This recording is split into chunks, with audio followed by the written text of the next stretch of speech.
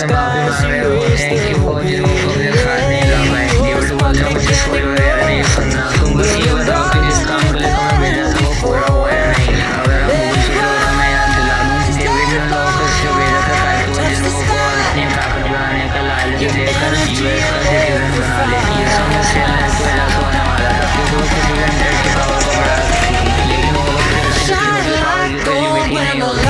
ये सब वो डेविड को दे रहे होते हैं, इसलिए दूसरे जिन्हों के अंदर देखा था डेविड कहते हैं तो कोई बात नहीं, हम कोई और तरीका देखेंगे। फिर डेविड माइकल को लेकर उसी बिल्डिंग में फ्लोर पर जा रहा होता है। वो माइकल को पूछता है क्या तुमने हमारे घर पहली बार ही कैसे रहेंगे गेट खोला था। माइकल बोलता है हाँ बिल्कुल वो कैसे बोल सकते हैं, उसे डेंजन ब्रेक की वजह से पूरा वैसे हमारे यहाँ तबाह हो गया था। उस रेट में दुनिया के अलग अलग कंट्री के फ्रेंड सेंटर्स आए थे एक जगह पर मॉन्स्टर से फाइट करने के लिए, लेकिन हजारों की संख्या में टॉप फ्रेंड सेंटर्स मारे गए थे और उनमें से सिर्फ 500 सेंटर्स ही सर्वाइव कर पाए थे और उन लोगों ने मिलकर के बॉस को हराया था। तभी उन 500 को नेशनल लेवल हंटर्स का टाइटल दिया गया था। वैसे आपको बता उन 5 नेशनल लेवल हंटर में से इंडिया का भी हाइडर था और उसका नाम आपको कमेंट में बताना है। फिर हमें पता चलता है कि उस डंजन का बॉस एक ड्रैगन था जिसका नाम कामस होता है। कामस की गेम इतनी खतरनाक थी कि उसको कोई भी नहीं रोक सकता था। फिर डेविड और माइकल दोनों 24वें फ्लोर पर पहुंचते हैं। वहाँ एक बड़ा सा गेट होता है, जैसे वो गेट खुलता है तो हमें एक बड़ा सा रूम स्टोन दिखता है जो कामस का होता है। डेविड का प्लान होता है कि वो रूम स्टोन ही लोगों को क्रश करेगा, बल्कि हम सभी बनने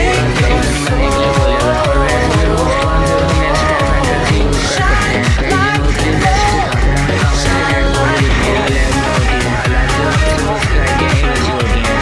उसका साइज इतना बड़ा होता है कि उसका सामने इंसान चीज जैसे लग रहे होते हैं। वैसे ही शिफ्ट होता है और हमें जिन और जिना दिखते हैं जिनके बीच में थोड़ा भाई बहन वाला नोक चल रहा होता है। फिर जिन जिना को बता रहा होता है कि वो एक गिल्ड बना रहा है और उस गिल्ड का नाम सोलो प्ले है। जिना बोलते सीरियसली तुम्हें यही अजीब नाम मिला था और वैसे भी तुम्हारी एबिलिटी तो शैडो सोल्जर को समन करने की है ना, तो टेक्निकली तुम सोलो को फाइट नहीं करते हो। जिन्हों कहते हैं हाँ बात तो तुम सही कह रही हो, लेकिन अगर सोलो प्ले नहीं तो क्या रखूं तुम ही बता दो। जिना बोलती है आज जिन गिल्ड कैसा रहेगा जिसमें आ का मतलब मैं होता है और जिन का मतलब आगे बढ़ना। जिन्हों को बोलता है ये नाम बुरा नहीं है और वो डिसाइड करता है कि यही नाम यूज करेंगे। फिर सीन शिफ्ट होता है और हमें चाय दिखाई देती है जो अपने घर में होती है और बहुत ज्यादा शर्मा रही होती है क्योंकि उसने लास्ट एपिसोड में कन्फेस कर दिया था कि उसे जिन्हों में इंटरेस्ट है। वो सोच रही होती है कि मैंने क्या कर दिया, कहीं जिन्हों मुझे पागल तो नहीं समझ रहा होगा और काफी ज्यादा ब्लश कर रही होती है। फिर वो सोचती है उसने मेरी जान बचाई थी तो मेरे इतना हक तो बनता है, लेकिन फिर उसके दिमाग में आता है कि टेक्निकली तो बिंगो ने मुझे हील करके मेरी जान बचाई थी। जब वो जेजू आइलैंड तो ऑलमोस्ट मरने वाली थी तब उसे एक आवाज सुनाई दी थी। वो आवाज बिंगो की होती है। बिंगो शाह से बोल रहा होता है कि प्लीज जिन्हों को बता दो कि उसको अपनी पावर को लेकर के सावधान रहना होगा और इतना बोल के वो गायब हो गया था। इसके बाद सीन शिफ्ट होता है नाइट गेट के हेडक्वार्टर में जिसका गिल्ड मास्टर पार्क तक्सू होता है। वो लोग एक ए रैंक के गेट के बारे में बात कर रहे होते हैं जो उनके हेडक्वार्टर के पास ही खुला था,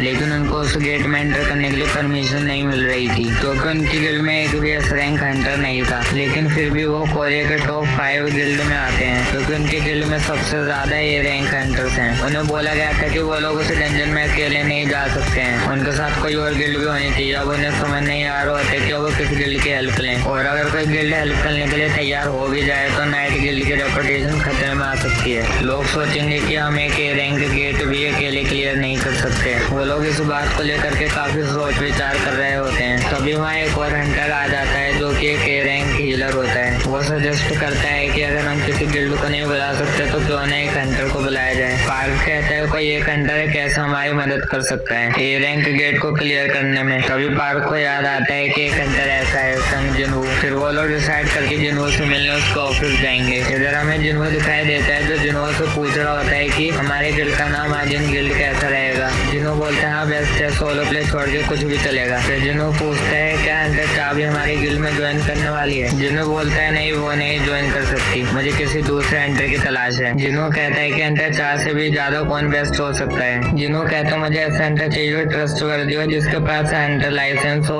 और जो गिल्ड का काम है डंजन में फाइट करने का इंटरेस्ट ना रखता हो। बेसिकली जिन्हों चाहता था कि वो बस लो रैंक हंटर हायर कर ले फॉर्मेलिटी के लिए, जिसको गिल्ड के काम से कोई लेना देना ना हो, क्योंकि वो चाहता था कि वो बस अकेले ही डंजन क्लियर करे। तभी उनका डोरबेल बजता है। जैसे ही वो गेट खोलता है उन्हें नाइट गिल्ड के मेंबर लोग दिखाई देते हैं। वो एक वियर्ड सी फेक स्माइल दे रहे होते हैं। फिर उन लोगों को जिनको अंदर बुलाता है, उनके बीच बातचीत होती है उस रैंक के गेट को लेकर। फिर वो बोलते हैं हमें एंट्री परमिशन नहीं मिल रही है, इसलिए हमें आपकी हेल्प चाहिए। वो लोग बोलते हैं वैसे तो बाकी रैंक हंटर्स को 10% का प्रॉफिट मिलता है, लेकिन आप हमारे साथ चलोगे तो हम आपको 30% देने के लिए तैयार हैं। जिनको बोलते हैं मुझे 50% चाहिए और मुझे एक सिंगल रैंक हंटर की तरह ट्रीट करने की बजाय एक गिल्ड की तरह ट्रीट करो, क्योंकि मेरे पास जो शैडो आर्मी है वो किसी गिल्ड से कम नहीं है। और वैसे भी हम लोग अभी जस्ट अपना गिल्ड स्टैब्लिश किए हैं, जिसपे फारूक बोलता है 40% कैसा रहेगा, लेकिन जिनको बोलता है मैं यहाँ नेगोशिएट करने की कोशिश नहीं कर रहा हूँ। फारूक कहता है ठीक है, लेकिन डंजन के बॉस से आप ही फाइट करोगे। फिर उनके बीच में एग्रीमेंट हो जाता है। वो बोलते हैं कि कल रेड स्टार्ट होने वाली है तो आप टाइम पे आ जाना। फिर वो लोग जाने लगते हैं। तभी नाइट गिल्ड का एक हंटर नोटिस करता है कि जिन